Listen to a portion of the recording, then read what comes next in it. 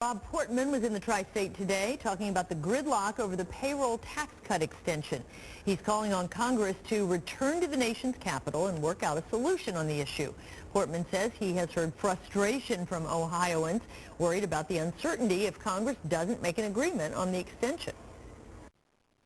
It's going to affect a lot of families here in Ohio. It's going to affect our economy not to have that certainty. So in this case, we have got to figure out how to resolve these differences and get it done.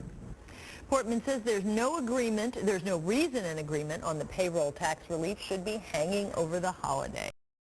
What do you say to those folks that feel like their representatives are playing politics with their money? Well, it's true this should have been resolved last week. It should have been resolved over the weekend. Most of us thought it was. And now, hopefully, the leadership can come together and make some decisions and get this done. This issue, the extension, was supported in large majority by the Senate, bipartisan support. Why such a gap between the House and the Senate?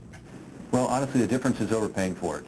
To the extent you believe that the payroll tax ought to be extended but also paid for, then all we could do in the Senate was 2 months because Senate Democrats would not agree to any additional spending reductions. What do you say to those critics who believe the Senate, and have come out and said they feel like the Senate is just kicking the can down the road for 2 months? Well, a year long would be better, no question about it.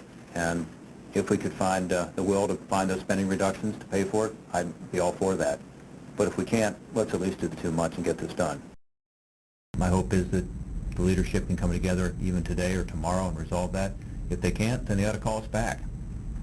I'm ready to get on a plane tomorrow or today, anytime, to go back and resolve this issue.